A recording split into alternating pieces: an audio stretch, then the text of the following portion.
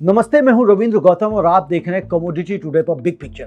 दोस्तों, आज तारीख है 17 अगस्त और आज ही के दिन एक बहुत बड़ी डेडलाइन बिना किसी नतीजे के गुजरती हुई दिखाई दे रही है। जून के महीने में अमेरिका और ईरान के बीच जो समझौता हुआ था, जिसे 60 दिन में एक बड़े शांति समझौते में बदलना था, वो 60 दिन आज पूरे हो गए हैं। लेकिन जमीन पर कोई डील नहीं है, कोई सीज फायर की गारंटी नहीं है। स्ट्रेट ऑफ हॉर्मुज, जहां से दुनिया का 5वां हिस्सा तेल और गैस गुजरता है, वहां जहाज चलने लगभग बंद हो चुके हैं।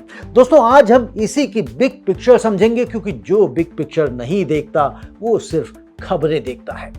दोस्तों, 17 जून की तारीख को अमेरिका और ईरान के बीच एक 14 सूत्री समझौता हुआ था, जिस पर अमेरिकी राष्ट्रपति डोनाल्ड ट्रंप ने फ्रांस में सिग्नेचर किए थे।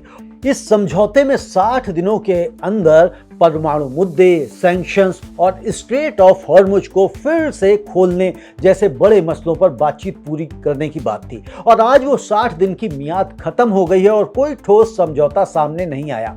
ईरान के विदेश मंत्रालय के प्रवक्ता इस्माइल बघई ने कहा है कि अमेरिका ने समझौते के लागू होने के हफ्तों बाद ही उसका उल्लंघन कर दिया था, इसलिए 60 दिन की डेडलाइन अब बेमानी हो चुकी है। और साथ ही शिपिंग ट्रैकिंग कंपनी कपलर के आंकड़ों के मुताबिक इस वीकेंड स्ट्रेट ऑफ हॉर्मुज से गुजरने वाले जहाजों की संख्या बुरी तरह से गिरी है। शनिवार को सिर्फ 5 जहाज गुजरे, और जबकि संडे यानी कि रविवार को एक भी नहीं।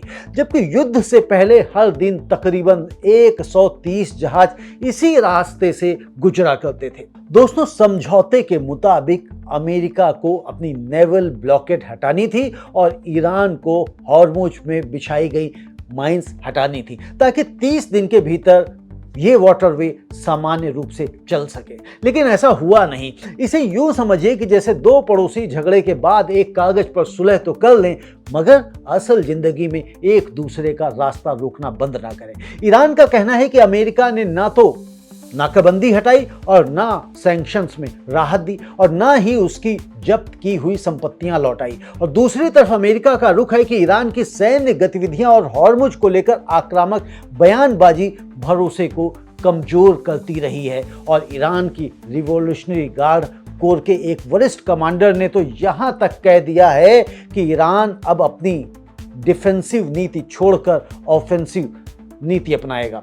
नतीजा यह कि कागज पर हुई डील जमीन पर उतर ही नहीं पाई और साथ ही वाटरवे लगभग बंद हो गया। दोस्तों, ये सिर्फ दो देशों के बीच की डिप्लोमेटिक तकरार नहीं है। स्ट्रेट ऑफ हॉर्मुज दुनिया के तेल और गैस व्यापार की सबसे सक्रिय और सबसे अहम नस है, और जब ये नस दबती है तो असर सीधे कच्चे तेल की कीमतों, शिपिंग इंश्योरेंस, हर उस देश की अर्थव्यवस्था पर पड़ता है जो खाड़ी से ऊर्जा आयात करता है, और जिसमें से भारत भी शामिल है। दोस्तों, हाँ, भारत तो लगभग 85% अपनी जरूरत का इसी रास्ते से आयात करता है। दोस्तों, एक एक्सपर्ट ने इसे मुर्गा लड़ाई यानी कि गेम ऑफ चिकन तक कह दिया, जहां दोनों पक्ष पीछे हटने को तैयार नहीं है। अमेरिका आर्थिक दबाव बनाकर ईरान को झुकाना चाहता है और ईरान इसे अपने अस्तित्व का सवाल मानकर पीछे हटने को तैयार नहीं है। ओमान और ईरान के बीच एक वैकल्पिक सुरक्षित मार्ग पर बातचीत चल रही है, लेकिन ईरानी अधिकारियों के मुताबिक ये प्रक्रिया कई तत्वों की वजह से जटिल बनी हुई है और अभी तक कोई अंतिम समझौता भी नहीं हुआ है।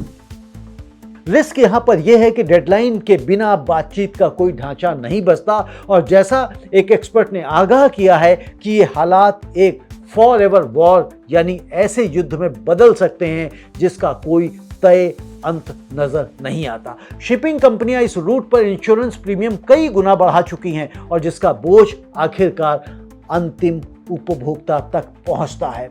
और भारत जैसे बड़े इंपोर्टर देश के लिए ये महंगाई का सीधा खतरा है।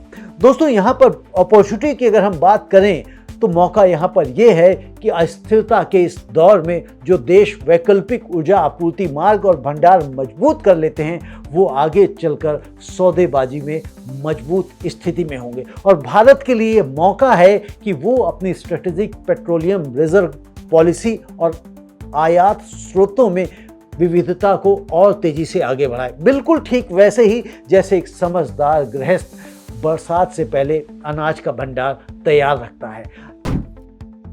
अगर आप लॉन्ग टर्म में देखेंगे तो इसका असर ग्लोबल एनर्जी मार्केट पर पड़ेगा। जी हाँ, कंपनियां और देश खाड़ी पर निर्भरता कम करने के लिए वैकल्पिक रास्ते और आपूर्तिकर्ता तलाशेंगे, जिससे लंबे समय में एनर्जी मार्केट का भूगोल ही बदल सकता है। साथ ही बार बार टूटते समझौतों से अंतरराष्ट्रीय कूटनीति पर भरोसा कमजोर होगा और भविष्य में किसी भी संघर्ष विराम को लागू कराना और मुश्किल हो जाएगा। तो दोस्तों, आज की पिक्चर तो यही कहती है कि अमेरिका ईरान समझौते की एक्सपायरी सिर्फ एक डिप्लोमेटिक फेलियर की खबर नहीं है। ये हॉर्मुज से गुजरने वाले हर बैरल तेल, हर मालवाहक जहाज और आखिरकार हमारे अपने पेट्रोल पंप तक पहुंचने वाली कीमत से जुड़ी कहानी है। यही वजह है कि सिर्फ हेडलाइन पढ़कर आगे बढ़ जाना काफी नहीं होता, बल्कि खबर के पीछे की खबर समझना बहुत जरूरी होता है। जब तक स्ट्रेट ऑफ हॉर्मुज पूरी तरह से नॉर्मलाइज नहीं होता, यूएस ईरान आपस में संधि नहीं करते, समझौता नहीं करते,